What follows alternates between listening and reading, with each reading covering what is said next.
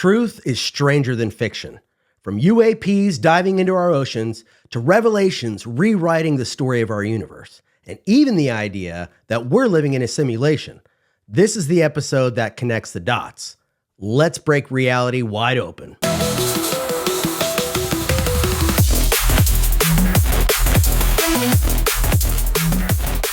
Welcome to Breaking Reality. Today we're going beyond the headlines and into the depths of humanity's origins and the very fabric of existence. We'll cover government-confirmed UAPs and their connections to the Earth's oceans, discoveries by the James Webb Telescope that challenge the Big Bang Theory, simulation theory and how it ties into recent scientific breakthroughs, and then, of course, media, all of our television, music, movies, its role in shaping society and controlling our perception of reality. By the end of this episode, not only will you see the world differently, but you'll also understand what you can do to protect your own mind and reality. Let's get into it. Let's start with UAPs. In July 2023, during a congressional hearing, whistleblowers made explosive claims, including former intelligence officer David Gersich, who stated under oath that the U.S. has recovered non-human biologics.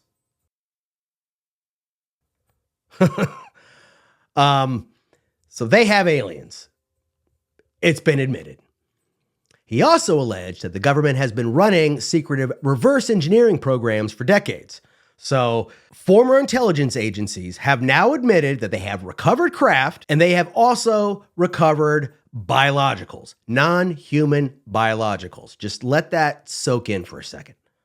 Now, what's fascinating between these UAPs and our oceans, witnesses testify that they've seen these objects entering and exiting the water at incredible speeds. So consider this. We have explored less than 5% of our oceans. Some say 10%, some say 5%. Either way, it's a very small amount considering that 70% of the Earth is covered by our oceans. And yet, these UAPs can navigate them effortlessly. In one famous case, a deep-sea explorer in the Mariana Trench discovered what appeared to be a lake at the bottom of the ocean, a dense, impenetrable layer.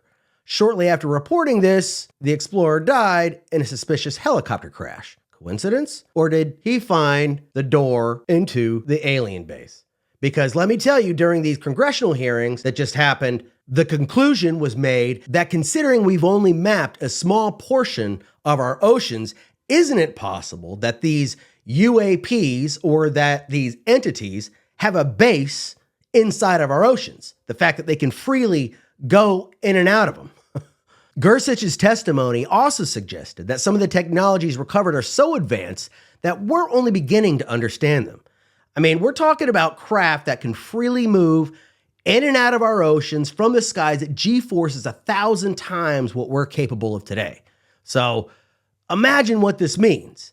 Humanity is literally playing catch up with civilizations that could be millions of years ahead of us.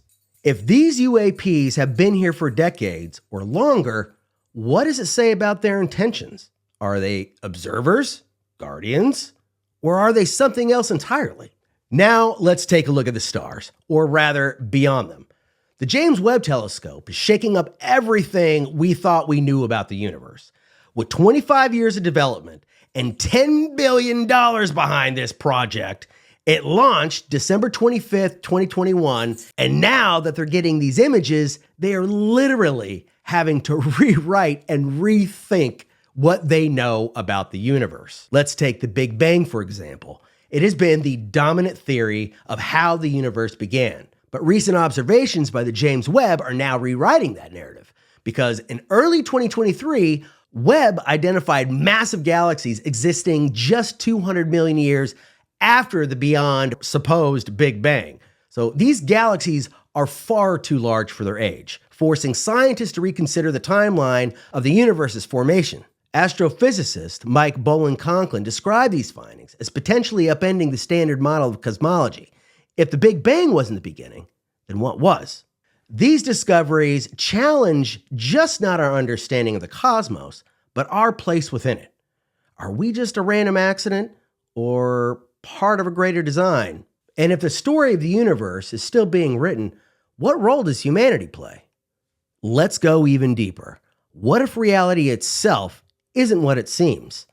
Simulation theory suggests that our world might be an artificial construct. Elon Musk famously said there's a 1 in a billion chance we're living in base reality. And if he's right, then everything we experience, time, space, even free will, might be a part of the program. Even Neil deGrasse Tyson was quoted, "I wish I could summon a strong argument against the simulation theory, but I can't find one." Now let's talk about CERN. The discovery of the Higgs boson in 2012 confirmed the existence of a particle that gives mass to everything in the universe. But recently, these findings suggest something even more intriguing. The idea that light and information just might be the fundamental building blocks of reality. And if that's true, we might literally be living in a world made of code. Which brings me to independent researcher and filmmaker Danny Goler, who claims that by projecting a diffracted laser on our surface while being under the influence of DMT, individuals can perceive a sophisticated code embedded within reality. This phenomenon, which Goler refers to as the code of reality, has reportedly been observed by over 180 individuals worldwide, all witnessing similar patterns without prior knowledge of what to expect. Goler's findings suggest that this code resembles programming symbols, drawing parallels to the concept of a simulated universe, implying that the phenomenon is not purely suggestive. Finally, let's talk about the stories we're told. 6 corporations control 90% of the US media. That means most of the news, entertainment, and information we consume comes from just a handful of companies. This concentration of power allows narratives to be shaped and often manipulated. Hollywood and the music industry flood us with content that prioritizes violence, materialism, and distraction. Why? Because a distracted population is easier to control.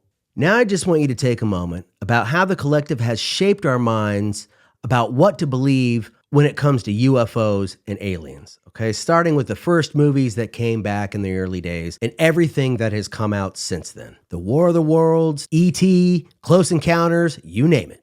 And think about the millions and millions of dollars that go into these productions. And now the fact that we have confirmation that the government has known about UFOs and aliens and all of this stuff since, let's just say, the 50s, now you're starting to get a clear picture of why Hollywood has represented this topic the way it has.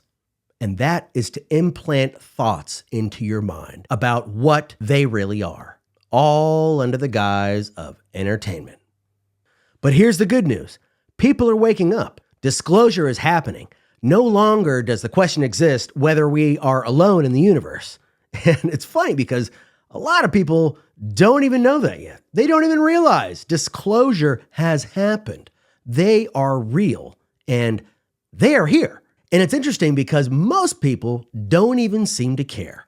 And why is that? Because the distractions are so rampant within media and within society that nothing is shocking. Personally, this timeline, as far as I'm concerned, was planned. So, independent media, alternative platforms, and conversations like this one right here are helping break that spell. Hollywood comes from the holly tree, a magic tree, but we're not going to get into that right now. The question is, are you ready to see through the illusion? So what can we do in the face of these revelations? Here are 3 steps to help protect your mind and reclaim your reality. Number 1, start paying more attention. Don't accept information at face value, especially coming from major media news sources. Watch congressional hearings or at least clips of the actual hearings and not people talking about who said what. At this point, it seems like anything more than fact that comes out of a reporter's mouth seems to push their agenda, and it's important to be able to recognize that. Take the time to look up independent sources from around the world. That way, you're going to get a clear perspective about what everyone else is saying, and we have that freedom to look at different media sources. Take the time, do a little investigating. Don't just go to the first thing that's thrown at you. Number 2, disconnect to reconnect. Turn off your devices. Limit your screen time and spend time in nature. Ground yourself in what's real. So when you make time for yourself and disconnecting from all the voices trying to get into your head and trying to pull your energy, by taking the time to put a pause on all that stuff. You are reclaiming your energy by disconnecting and reconnecting to the earth. And as humans, we are a part of the earth. We are animals of the earth. That is a part of the essence of who we are. And understanding this allows us to reconnect. When we reconnect with the earth, we become open to the thoughts that guide us to the best possible actions, leading us to our best possible timelines. Live your best life and reconnect. You'll see. Number three, stay informed and engaged. Engage in discussion. Join communities and share knowledge. Together, we can create a more conscious society. Talk to your friends, talk to your family, and have good discussions about what's happening and what other people think about. Hard topics like this aren't the easiest when it comes to conversation, but it doesn't have to be. The key is to have the conversation and to think about the things that matter the most, which are the feelings of love and joy. Nothing seems to be more important than the feelings of love and the feelings of joy. And that's what we deserve. And that's how we reconnect to ourselves and to the earth. Number 4, stay open-minded. If we are living in a simulation, we interpret and interact with the 3D world through our hearts and our minds, and they act like antennas that are communicating with the universe. And our superpower is free will. So think of your body like an avatar in a game. Whatever game you're playing, you will level up in whatever categories you decide are important. Now you can set quests and goals for yourself and understand what levels you need to take to upgrade in order to complete that goal or quest. This is how you take control. This is how you take your life back. Sadhguru, a contemporary Indian yoga and mystic, teaches that attachment to one's own body and identity can only lead to limitations. He suggests that true freedom comes from recognizing our inseparable connection with the whole existence and not being bound by personal attachments. So if you think about it, there's really no need to carry anything around with you. As long as we react with the intentions of love, then everything that is good and righteous within ourselves will manifest, creating a reality that fits the way we feel and think. The world is changing, and the questions about humanity and the truth is coming to light. Whether it's UAPs, the universe's origins, or the nature of reality itself, this is our moment to awaken. By the way, I've done my homework and provided the links below if you want to fact check any of the information in this episode. It's important to think for yourself. So doing a little digging also becomes a personal process and allows you to own the process and own your beliefs. So let's keep questioning, keep exploring, and more importantly, keep breaking reality. Peace, love to all. Stay real, my friends.